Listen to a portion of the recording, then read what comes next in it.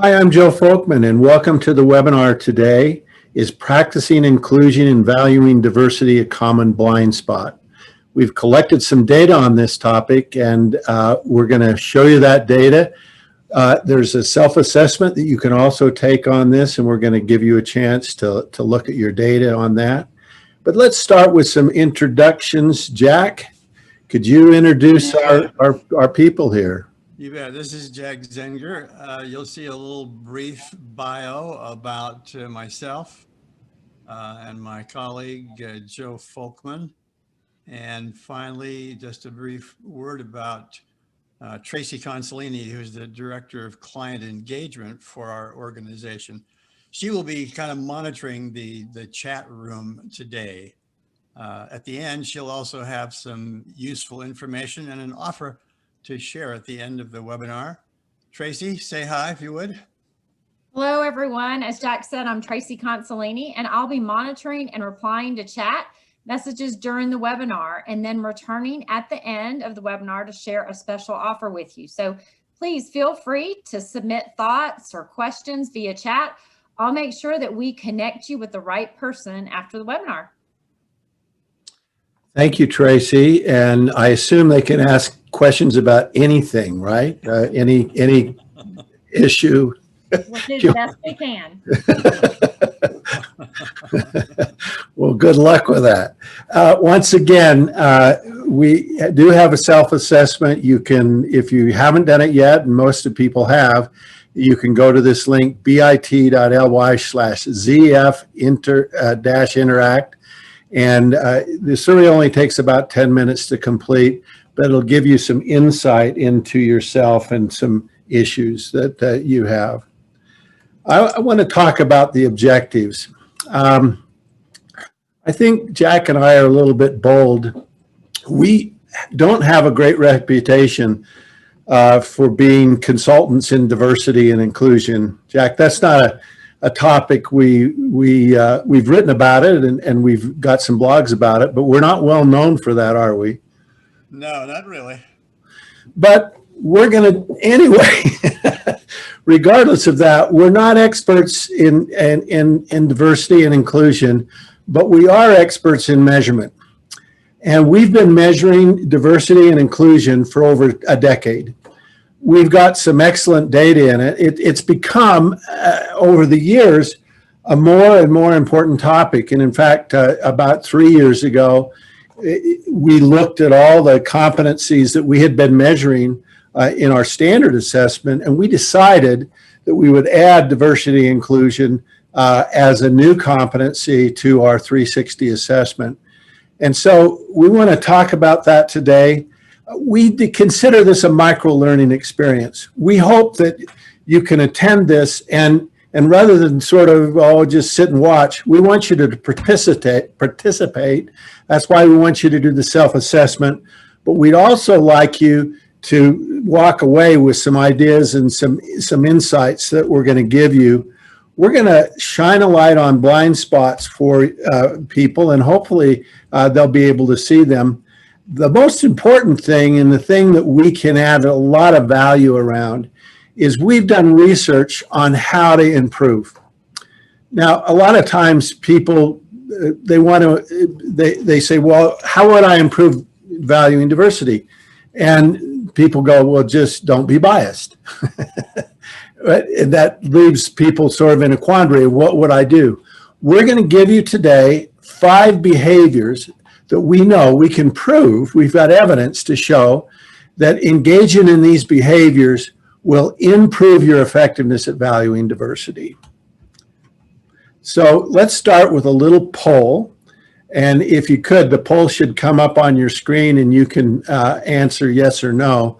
But do you have leaders in your organization that have diversity blind spots? Now, we thought we'd ask, do you have a diversity blind spot? But you don't know. But what do you think? Do you have leaders who have a blind spot? In other words, they don't see it. You see it, but others don't. So, Terry, can we see the results of that poll? Okay. Woo! Oh, my goodness. All right. So, Houston, I think we have a problem. 94%. Jack? Yes. So as you'll see on the next slide, the objectives for our session today have been spelled out. I'd like to now review with you the agenda for the hour together. We want to show you some evidence for this being a blind spot for many leaders, and particularly kind of point out the negative consequences that has. And as Joe mentioned, we will talk about 5 key behaviors or factors that would help to eliminate this blind spot in yourself and the people with whom you work. We will, as part of our agenda, take some time to review your results of the self-assessment and give you an interpretation of that. And maybe most importantly, we'll maybe help you think about creating for yourself a development plan. And the most important thing of all, how do you help this become a new habit for you? How do you help ingrain this in your daily behavior and your daily thinking so that people who work with you will perceive you as being a person who truly values diversity and who practices inclusion? Jack, this is Terry. I'm just jumping in here. We've got a lot of people saying they're having a hard time hearing you. So if you can pull your mic a little closer, that would be great. Thank you. Is that to Jack or Joe? That's for Jack. You, For Jack. Jack. Yeah. All right. Thank you. Thank you very much for the feedback. I hope this is better. So the question is, why is valuing diversity and practicing inclusion becoming such an essential skill in today's work environment? And as the next slide kind of talks about, there is a strong business case for valuing diversity. More than a decade ago, we did some research on gender differences in leaders. What we discovered was something that was rather striking to lots of people, and that was that of the 16 competencies that we most regularly assess, women tended to be better than men, statistically significantly better than men on 13 of them. So that was a real awakening to us that this very untapped resource in organizations were actually very, very effective. And when organizations were searching for more leaders, they often had within the organization already a talented pool of people that they weren't fully kind of utilizing. We've seen a lot of data of late about the performance of organizations who have women directors, and they have been shown to have higher return on investment, higher profitability, better customer relations. And there's lots of kind of, speculation about why this occurs. But sufficient to say that there is a strong business evidence that this is valuable.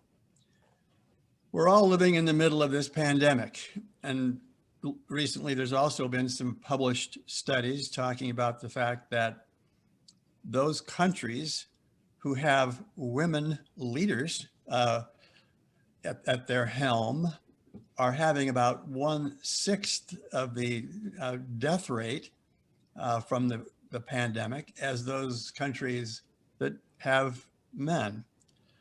So we see this interesting evidence about the value of diversity and of utilizing particularly groups that we often haven't utilized in the past. A recent study was done of academic productivity. The researchers looked at those publications where there was mixed ethnicity in the research team that published. They found that they were extremely more productive when they had a mixture of ethnic groups as part of those teams. And the final thing we just mention is that firms with diverse boards, again, racial diversity, sexual orientation, age, learning styles, whatever dimension of diversity you might think about, those boards, those companies had higher return on equity by 53% and 14% higher EBIT margins. Well, that's impressive, Jack. And the other thing that was interesting, I thought, in our research was that when we studied men versus women, and we looked at the leaders we had in our database, we had twice as many men as we had women. So even though they were rated as more effective, there was 2 times more men than women in our database. We wanted to talk to you about what we're seeing in terms of trends about who's better at valuing diversity. And we're looking at data from 26,000 respondents and about 1,800 leaders. And each leader was assessed on the importance of their effectiveness at valuing diversity. So let's look at these results. The first thing we were interested in is we looked at males versus females. And we found that actually females were rated higher on their ability to value diversity than males by other people. Now, what's interesting is when people rated themselves, men thought they were better than women, and so that's kind of interesting that women were perceived as more better at valuing diversity than men. The second thing is the management levels. And one would hope that the top management from an organization would be a little bit better at this. And they're a little bit below the 50th percentile, and they're not exceptional at it. And I don't know that that's a surprise to us. The interesting thing, the little data point here, the lowest group here is supervisors. And I think supervisors don't have as much experience and as much training. And maybe that's a harder thing for them. But you can see they're at the 44th percentile. Individual contributors, on the other hand, are rated at the 61st percentile in terms of their ability to value diversity. Now, this is a study that I'm very interested in. And as you look at the data there, you say there's not much to say about this, is there, Folkman? I mean, it's basically almost flat. And that's the point here, because I think most people assume that older people are not as effective at valuing diversity as younger people. And the conclusion I would add to that is, you know what? It doesn't matter the age. You can be bad at it at any age, because that's basically what this is saying. And the good news is that the older people aren't any better, but they're not any worse than any other age group. Jack, could you add anything else to that? Well, no, but I just think we'll talk later on about the fact that traditionally and historically, leaders in organizations have not put a high importance on this topic of valuing diversity. And what you see here is that it's true. The more senior leaders don't seem to be more attentive to it. And it doesn't change very much over time. Yeah. You would hope that as people aged and matured, that they would become more concerned, more respectful of differences. And so it is a little distressing to see how flat this data is over time. We looked at it by department, and what was interesting is you see the departments where it's the highest: legal and HR. Now, the good insight out of that is when people have a vested interest in that, and again, legal has probably a vested interest because they've seen some of the negative effects of that. HR certainly has the mantle in terms of diversity, that their performance is better. that their effectiveness has increased. So a little bit of attention to this and some emphasis on this. It's interesting that sales is number 3 there. And probably that occurs because of the differences in people, customers that they have to meet with and their ability to kind of do that well. We thought that was interesting in the groups that came out on top there. Yeah, the legal people are concerned because they're the ones that are settling the lawsuits and paying the fines. And HR people are they're sort of saying, stop it. Right. Is there an effect? Is there a positive impact for valuing diversity? What we're looking at here is the effectiveness ratings of 1,500 leaders on valuing diversity and the engagement level of employees. Now, engagement is satisfaction and commitment combined. But what you see there is if you're very bad at valuing diversity, your engagement level is the 27th percentile. But if you're really great at it, it's at the 76th percentile. And so what's fascinating about this particular graph is the bump down and the bump up. Being really good at it has a really, it's a significant difference. But the better you are at it at any level, it increases the engagement of employees. People want to work for a manager who is effective and does a good job of valuing diversity. The other thing is this graph, which shows discretionary effort. Every employee, every day when they come to work, they make a decision. Am I going to work as hard as I can? Am I going to give you 100% of my effort and my energy? Or am I just going to do the minimum amount of work possible to keep my job? Discretionary effort really makes a difference in productivity. And as you can see, when valuing diversity is rated at the 1st to the 9th percentile, only 12% of those employees are willing to give the extra effort. But when it's at the 90th percentile, 57% are willing to give the extra effort and energy. So it might be worth just mentioning to the people on this call, and that is that we have been strong advocates of the importance of leaders getting to be really, really good at a few things. Because when people are really good at a few things, it makes an enormous difference. Notice this enormous jump between the people who are at the 90th percentile and above in comparison to all the rest. Being really good at showing your value of diversity and practicing inclusion seems to make an enormous difference in people's discretionary effort. 20%. 20 percentile points. That's fantastic. So Jack, what's your observation? So let's just quickly review some summary observations of what we've learned. Practicing inclusion is indeed a very key skill for leaders. Employees reporting to leaders who are skilled at practicing inclusion and who value diversity have greater engagement. And those leaders have more employees willing to give extra effort.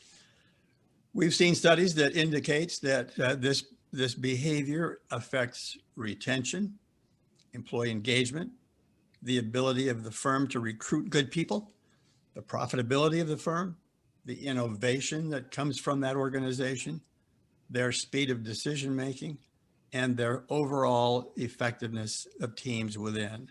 It just has a very broad range of effect. So we did a couple of studies that we think you'll find interesting. The first study was looking at how managers, when they were rating the various competencies that can be exhibited by leaders, they were ranking them in terms of which they deemed to be more important. We looked at data from more than 28,000 raters, and valuing diversity came in as the second to the last competency in importance. That's interesting that, yes, something does have to be last, but it's fascinating that rather consistently, valuing diversity came in very, very low on importance rankings.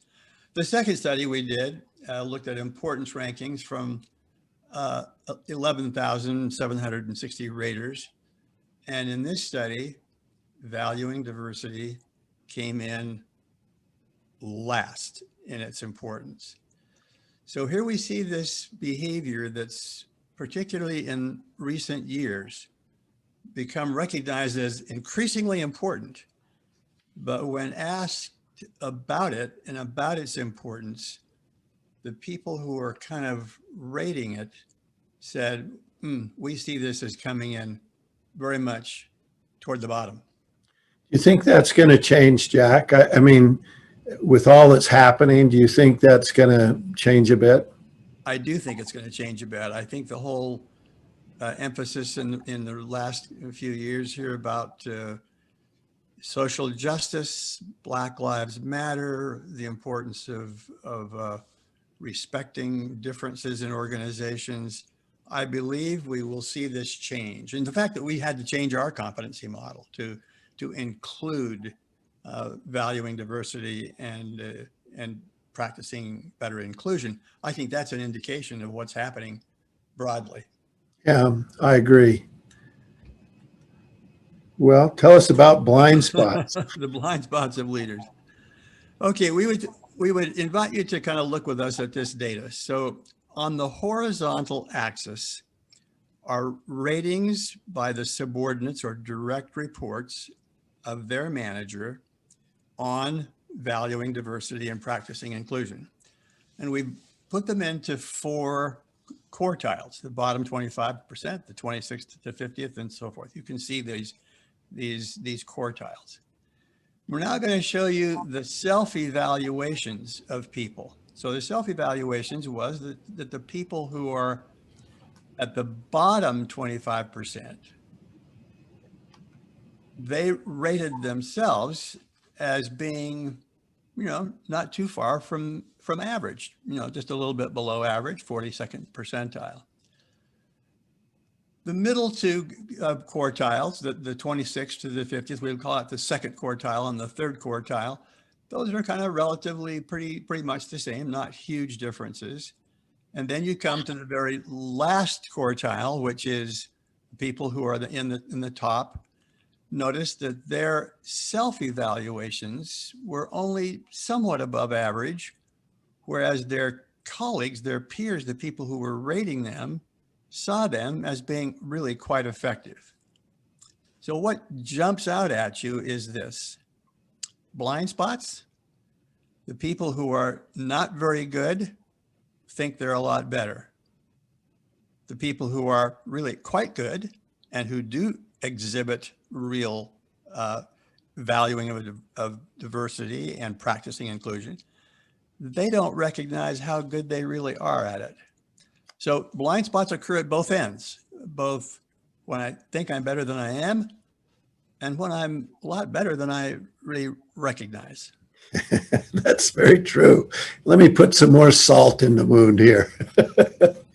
Now, we just showed you the self and the direct report ratings. Now I've added to it the peers and the manager.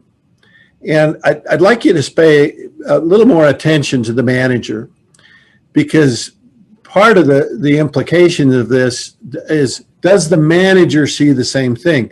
We think the direct reports have more insight, and their insight is better in terms of who's good and who's not good at valuing diversity. But wouldn't it be great if the manager was pretty good and they understood who needed some help and who's amazing and could be a role model? And what you see here is the manager ratings, they're not that much better. They're actually kind of, in terms of the worst managers, they rate them at the 32nd percentile, and the best leaders, they rate them at the 66th percentile. They are not seeing this blind spot and so they're not getting people the help they need and the support that they need. And again, the implication here is that, again, the correlation between satisfaction with the organization, and your effectiveness on valuing diversity. Because as we looked at how satisfied you are with the organization, if you're a manager, if you're in the bottom quartile, those employees that work for that manager are only at the 37th percentile versus those in the top quartile. Their satisfaction with the organization is at the 63rd percentile. So they're much more satisfied with the organization. So here are some additional observations. It's pretty clear that valuing diversity is growing in importance. We know that 50% roughly of the population of leaders either overrate or they significantly underrate their effectiveness at doing this.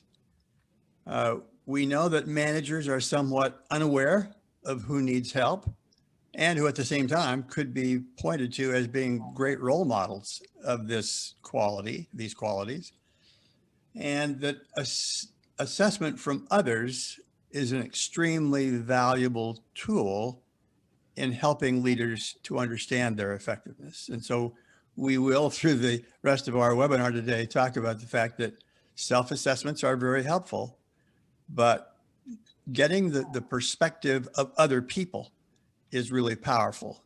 And it's that perspective of other people that really is what we're talking about in today's webinar.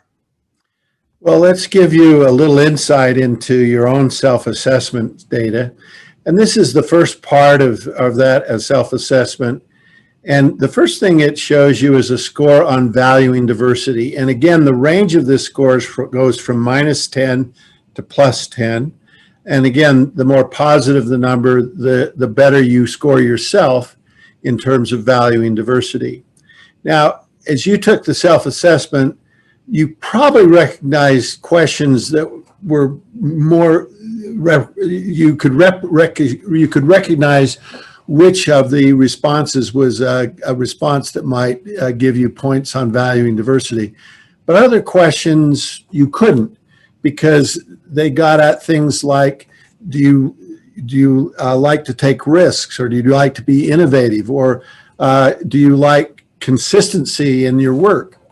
What we found is that a lot of times leaders who didn't value diversity didn't like inconsistency, they didn't want to innovate, they were less favorable to that. So we found that those items were actually correlated with valuing diversity. Valuing diversity is a little bit messy. I mean, it means being open to things that, don't come naturally to you. And so we picked that up in the assessment.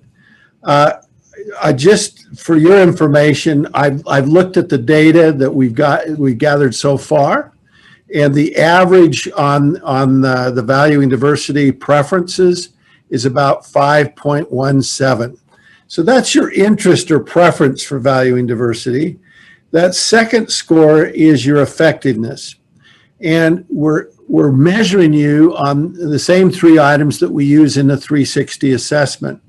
And again, the average score for the group was 3.56. And you can see your score on that.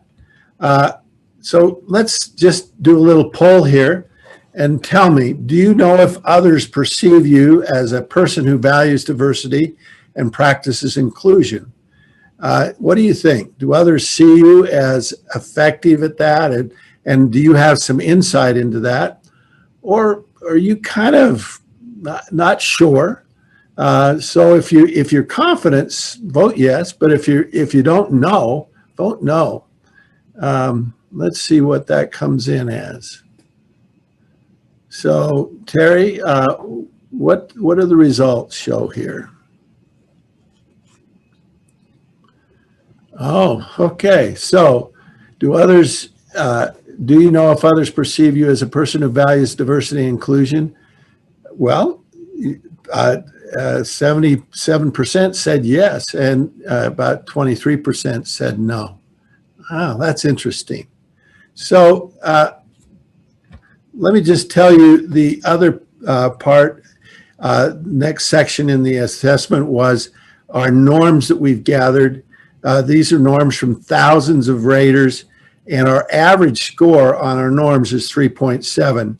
Now, this will give you, I'm sorry, our average score from the norms is 3.86.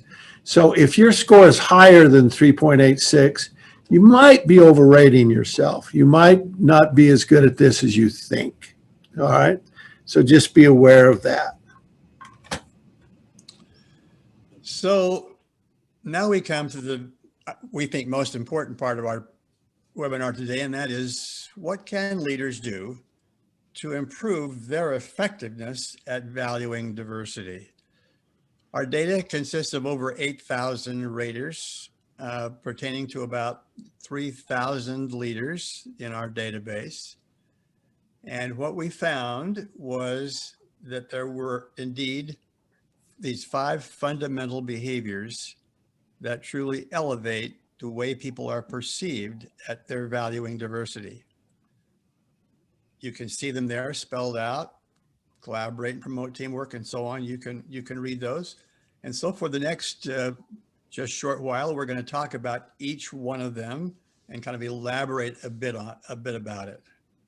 The first one is that those who are seen as being good at valuing diversity are effective at collaboration and promoting teamwork. As we think about this pandemic, we sense that collaboration in organizations has suffered hard when you're not under one roof, not interacting frequently, to practice the kind of reaching out, teamwork, collaboration that formerly occurred. What we've also seen, the second point, is that, you know, there's this interesting metaphor of, do team members feel that they're inside the house kind of looking out, or do they feel like they're really kind of outside the house looking in? And clearly, if we really are practicing inclusion, people feel like they are inside the house looking to the outside. That becomes a little bit strained when you're not in the office, when you're working from home, when you are physically not on the inside. And so what we found from our research was that the most effective leaders were very good at practicing cooperation. They were less prone to be competitive with each other. Leaders were more willing to step in and help resolve conflict. And when they did that, and they rewarded collaboration and they pointed it out, these were the behaviors that caused them to be perceived as really valuing diversity and practicing inclusion, this collaboration, promoting teamwork behavior. Jack, you remember when you were a kid and they, you know, a bunch of kids would show up to play, and then they'd choose sides, you know, and there was a captain, and he'd say, I choose this person, I choose that one. And how did you feel when you were the last one? The last one chosen. But that's the feeling, right? That's the feeling people have when, you know, they don't get chosen, or they don't feel like they belong to that team, and there isn't that collaboration and that positive feeling in the team. A second thing that really affects people is build positive relationships and trust. And, you know, this trust is a huge issue. And if you're trusted as a leader, it makes a real significant difference. And if you're not trusted, it's huge. Trust starts with positive relationships. We trust those we like, and we distrust those we don't like. And so part of this quality is really building a positive relationship with each person and making sure that you do have that, especially those who are diverse. And trust expands when people help each other. It really does. And giving each other a helping hand. And trust is generated by consistency and reliability. You know, if we say we're going to do something, we do it. And I think one of the problems that a lot of managers have is they over-promise and under-deliver. They'll promise things they can't deliver on. They'll write checks they can't cash. So do you stay in touch with people, and are you aware of personal issues? One of the things in the pandemic, and by the way, this is the biggest issue that we noticed when we looked at the pandemic data and we looked at before the pandemic data, we said, what's different? This was the biggest issue. And people were needing to touch base more often. They were needed to connect with people more often. It's not like it was before. And the balancing results with personal issues, the old schema was 60% focus on results, 40% on people. In the pandemic, we needed to switch that. We needed to focus on people more. So this is really critical, and it's critical in the pandemic here. I'm really fond of this next behavior. I'm fond of it because it's very specific. It has to do with the behavior of leaders asking their colleagues, including their subordinates, for feedback for themselves. Asking for feedback seems to change the nature of the relationship. It communicates something that's really powerful. It communicates that the leader, in interacting with the people about him or her, respects their opinion, values them. And when you ask someone to give you feedback for a suggestion about how you might improve that last presentation you made, or for how this meeting could have been, conducted even better, it displays your value of that other person and the fact that you perceive them as having views and impressions that really matter to you, and that you convey to them your respect for them as an individual and their perspective. So it's a simple behavior, but it's one that we have very strong data about, showing that it really does convey inclusion, and it conveys valuing differences. So asking for feedback really helps. Here's another one that's critical, and it's developing others. This is, of course, I mean, if you think about somebody who's helped you develop, who's helped you learn a skill or been a coach or a mentor, how do you feel about that person? And people want to develop. They want to improve. They want to grow.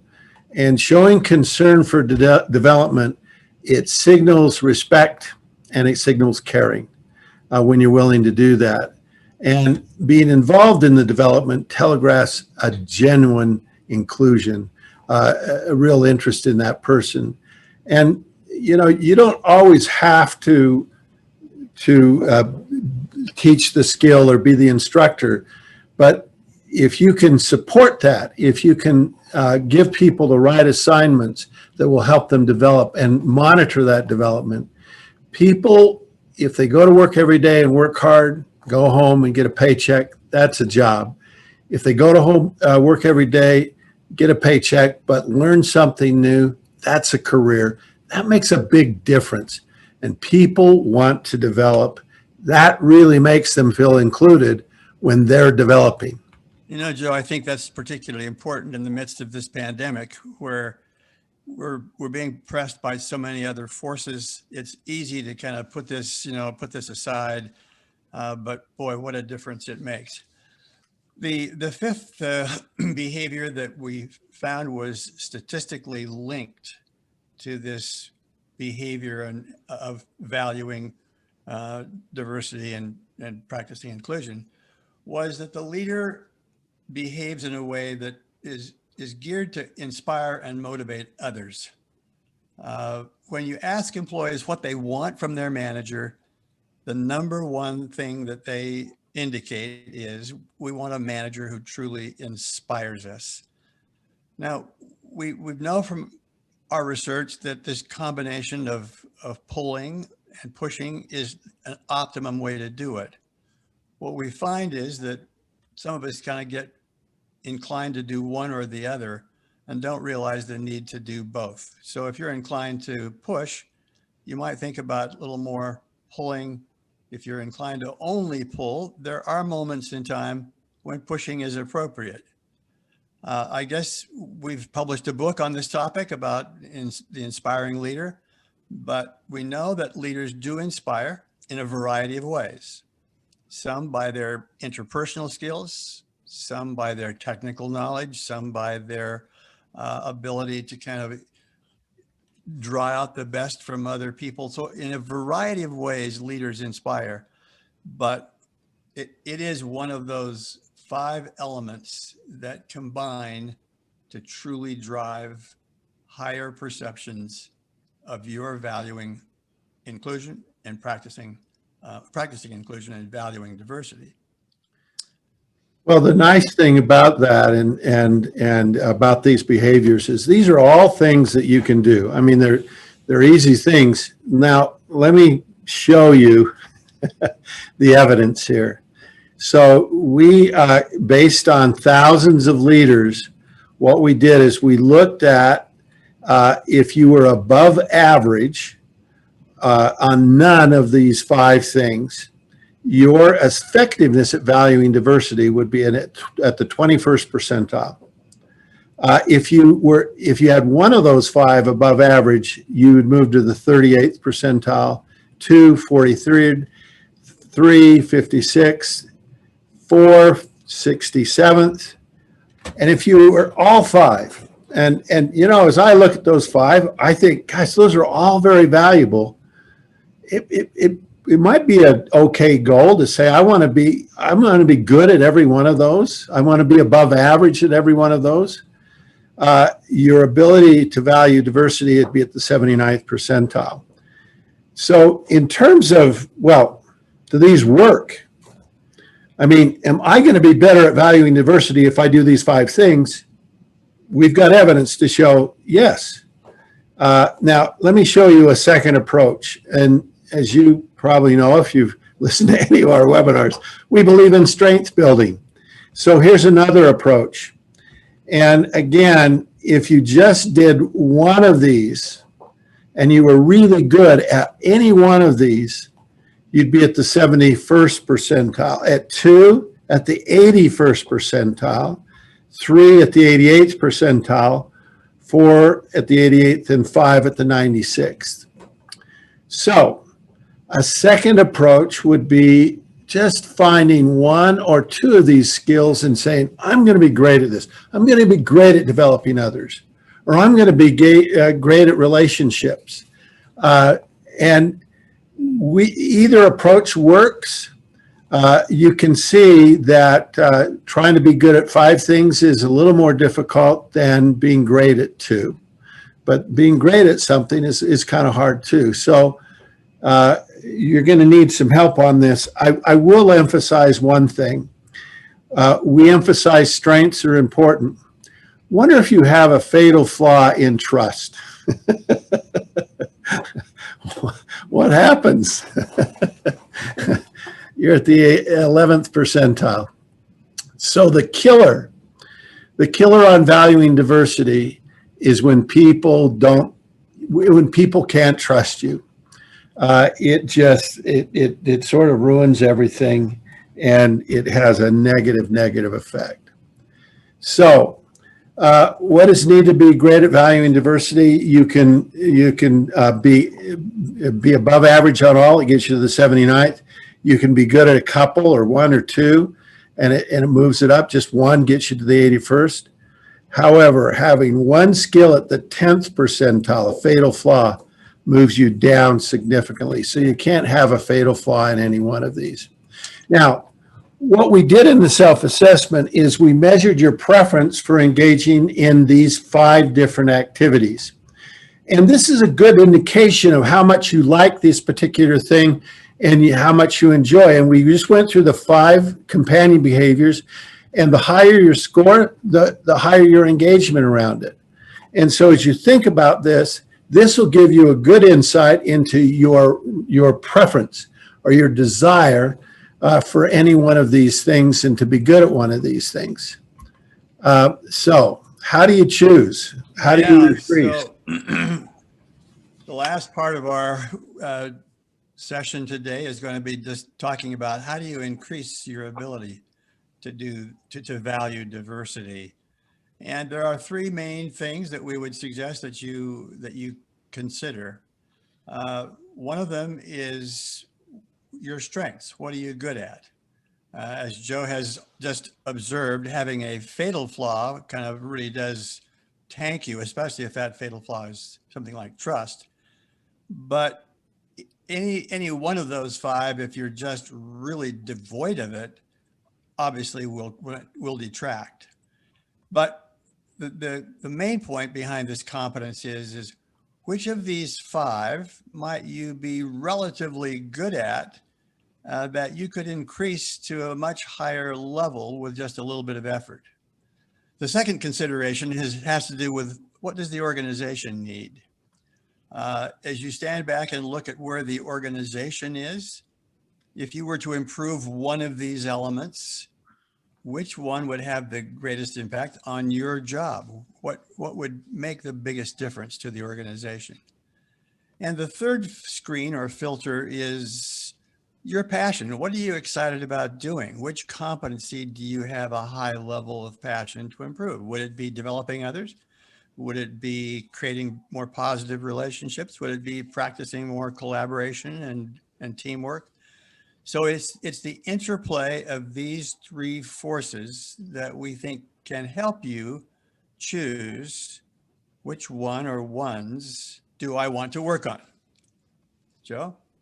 Well, and the question is, as you think about it, which one would you select? Go ahead, Jack, on this. Well, and I'm going to say, so here are the five. Just think a little bit about which of these what's my competence currently on each of these five? What would the organization gain most from if I were to work on one of these five? And where is my passion? And obviously this is a complex formula about trying to mix those three together. But we invite you to kind of make that decision as best you can right now, and choose, what might you kind of focus on in the coming weeks and months. And Jack, the high score on your self-assessment on that usually is a good indication of which one you're most passionate about and least passionate about. But sometimes you can be not very passionate about something and you say, boy, I really need to do that. that's something that is important in my job. And so, but your score on that will show you how much energy you're going to have to invest to be good at it. Well, we have some help for people, don't we? We do. So there are some developmental resources available. There are some suggestions on how you can build and strengthen your ability to perform these things. There's a development guide. If you will complete the exit survey at the end of today's webinar, you will be offered then a link for the development guide. So you complete the survey at the end, and then you click on this link for the development guide, and you'll receive then these, we think, very practical suggestions about how you can improve valuing diversity. So what are the takeaways here? First, your demonstration of valuing diversity and practicing inclusion, it could be a blind spot. And, your own score on this may not be accurate. As you saw in our data when Jack showed it to you, a lot of people overrated they give themselves higher ratings than others would give them. While the self-assessment is helpful, 360 assessments really can precisely identify your blind spot. And as you think about this in organizations, and a lot of people are concerned about that, and they're sending messages, we need to be better at valuing diversity. We need to be better. Well, two problems exist. The people that are great don't know, and the people that are terrible don't know. That is, kind of a formula for disaster. And so helping people understand is critical. Now, again, so much conventional wisdom just says that people are told, hey, value diversity, value diversity. They don't know what to do. But as you think about these 5 things, they're very simple, easy, actionable. They're things that really make a difference. We've proved it. We know it. And this can really, really help. And collective improvement in many organizations could have a huge impact on the success of the organization, on your ability to hire and recruit and retain people that you need in the organization. So I think this is a great thing to do. The last thing I want to do is just this quote: when everyone is included, everyone wins. Jesse Jackson. So Tracy, talk to us. Great. Thanks, Jack and Joe. And thank you to everyone for participating today. You've certainly kept me very busy. As we all know, diversity, inclusion, and equity are top of mind. And how a leader defines those and acts on them may differ from how others experience it. The self-assessment is the first step in understanding yourself as a leader in the context of diversity and inclusion.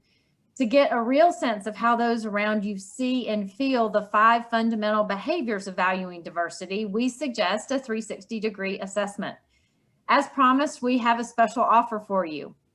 We invite you to measure how others experience your diversity by completing the Extraordinary Leader 360-degree assessment.